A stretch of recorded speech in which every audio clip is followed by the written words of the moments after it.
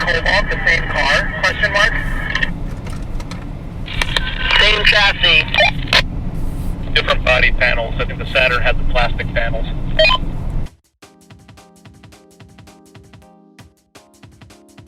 Hello there, this is Out Motorsports. My name is Jake, and this is the 2021 Audi RS7 Sportback. I'm here in the town of Intercourse, Pennsylvania, meeting up with a bunch of other people for our annual Pumpkin Spice Rally. This is a rally put on by a friend of ours, a member of ours, who does this every year, and it's kind of a road rally situation on some back roads in Pennsylvania. And of course, being the Pumpkin Spice Rally, you're encouraged to be at your most basic, hence the Buffalo Plaid, and you're encouraged to bring a car that is fun for back roads. So I reached out to Audi. They sent over this RS7 Sportback in Tango Red to match my shirt. And now we're gonna talk all about it. So let's talk about what this Audi RS7 is, give you a quick tour of everything outside, and then we'll get behind the wheel on these back roads and see how it is to drive. Now, before we get too far into this, please take a second, subscribe to the channel if you haven't already. We really appreciate all the support. Be sure to turn on that notification bell if you haven't, so that you don't miss a single thing coming up next. With all that, on to the Audi. So this is the Audi RS7 Sportback. Every RS7 is a Sportback by design. That is this large hatchbacky sort of deal going on back here. It's not a traditional 3-box sedan. If you want that, you buy the Audi A6 and its variants. Now, size-wise, this kind of sits more towards the A6 side of things versus the A8 in Audi's lineup. This is basically a sexier, cooler A6, if you will. Now, this is the second generation of the A7 and RS7 as a chassis, as a vehicle. The second generation of A7 came out for 2018, and the RS7, like this one, followed a year later. So about this Audi RS7 in particular, like I said, this is a 2021 model year. This is painted Tango Red.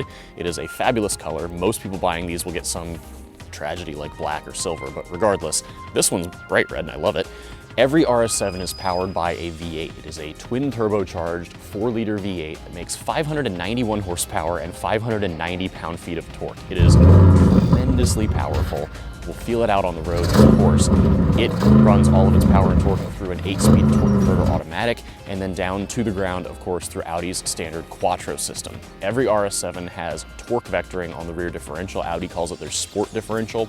That really means torque vectoring, so it can send all of the power to one of the two rear wheels to help you through a corner. As far as getting you through a corner with a little more grace and agility, every RS7 also has standard 4-wheel steering. Rear wheels can turn a little bit to help you both at slow speeds and for stability at highway speeds. Now, 591 horsepower sounds like a lot, and it is, but you also have to always consider the weight of the car. This car weighs 4,936 pounds, almost 5,000 pounds. This is a big vehicle, and I mean, physically it is large, but it's also heavy. Now, comparison-wise, I would compare this to, of course, something like a Mercedes-Benz E-Class. In particular, the Mercedes-Benz E63. They also have that AMG GT that's kind of the same fastback coupe design, but regardless, the E63 is very similar to this in size. It's different in rear legroom by a couple inches, but otherwise interior space is pretty similar. It's faster because the E63 has 445 pounds less weight to drag around, and it makes about 4 more horsepower.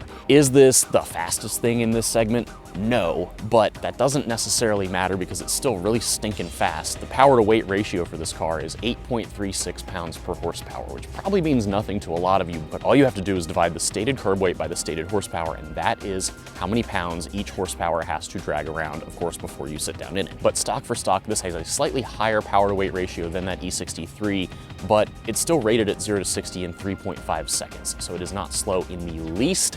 And of course, it sounds great doing it because it's a V8. Now, to add to that great sound, this one has the optional sport exhaust. It's a $1,000 option that is adaptive and sits out back there, of course. As far as other options on this particular RS7, this one has the black optics package, which takes all of the kind of brushed chrome, brushed aluminum trim on the regular RS7 and replaces it with black accents. So things like what's around the grille here and these mirror caps that would normally be kind of a brushed aluminum look are going to be black. You also get unique wheels, huge wheel with a skinny little rubber band tire, and these are summer tires, which is great because we woke up and it was 27 degrees. So it'll warm up, I promise, but you do have summer tires on this particular car. The other big package that's on this car is the executive package, which gives you heated rear seats, gives you extended leather, all over more trim than you would normally get, and you get a heads-up display. And then finally, Audi charges you extra money for the driver assistance package, which I find a little silly because it's a couple $1,000s and this is already a pretty expensive car, but they charge you extra. This one has it. It's another couple $1,000s. Beyond that, the only other thing that's on this car of note is the red painted brake calipers. These are the regular steel brakes. So the red painted calipers add about $500 to the MSRP. You can get ceramic brakes on this car for some crazy sum of money, you know, $8,000 or something. I don't necessarily think you need it.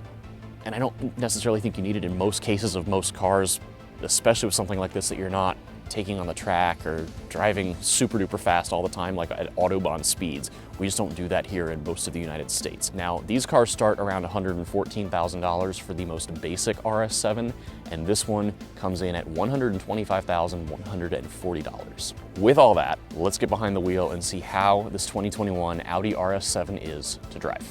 All right, so let's talk about driving the 2021 Audi RS7. So like I said, I'm here with a bunch of fellow LGBT automotive enthusiasts, and we're doing this road rally. So to kind of set the stage for what we're doing, we've done this every year for the past couple years. I am not the coordinator, I'm just here to have a good time, but we sort of take over some Pennsylvania back roads, and it's more of a grand touring sort of day than an all-out land speed record sort of driving event. So, you know, if you're looking to do that, obviously my preference is to keep that on the racetrack away from other unsuspecting humans, but we are here to more enjoy the day and enjoy the drive. So this Audi is an interesting choice for this day. It is, of course, a great highway car. I had to drive several hours with a couple friends on the interstate to get up here to Pennsylvania from Washington, D.C., but then you want something that is competent enough when the roads do get a little twisty. The nice thing is this RS7 is a wonderful highway car. It is very composed, very quiet. You really only get, you know, road and tire noise more than anything. All of the windows are double pane glass, which is pretty neat, especially because they're frameless windows. I appreciate that little detail. And it's just a very nice highway car. It has no problem doing whatever speed you'd like, and it's comfortable for 4 6-foot tall people to sit in. You lose a little bit of headroom in the back because of that sloping roofline. That is one instance where this car's twin might be the better option if you carry a lot of people all the time, because this car's twin is the Audi RS6 Avant, which is the RS6 wagon. I know wagon can be a dirty word to a lot of people, but in the enthusiast world, wagons are well loved. So this is just one of the two options that are similar drivetrain and car otherwise, but the RS6 Avant is your other option in the Audi family that's got that longer roofline for you.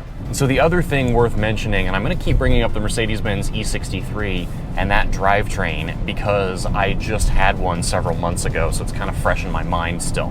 And the E63 uses a dual clutch transmission, which is great for ultimate shifting speed in a track scenario where you really care about that. But let's be real, how many of you are buying a car like this and putting it on a racetrack frequently? Probably not many, if anybody. So what Audi did is they're actually using the ZF kind of standard across the board 8-speed torque converter automatic.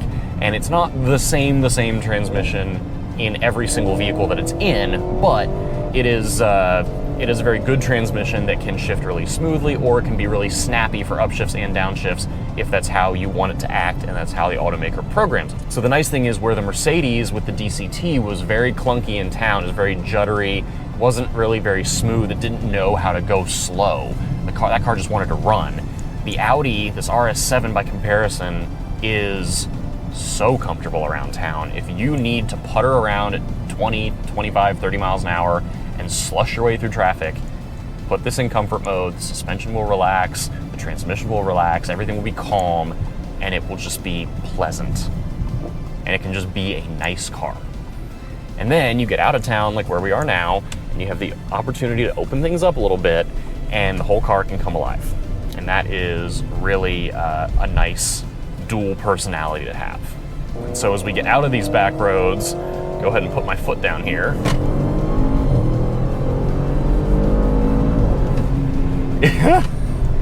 This is a phenomenally fast car. I said, you know, the power to weight ratio is not quite as favorable as that Mercedes E63 because this weighs about 445 pounds more than the Mercedes does. However, this is still an 8-point-something to 1 power to weight. The lower the number, the faster the car will feel.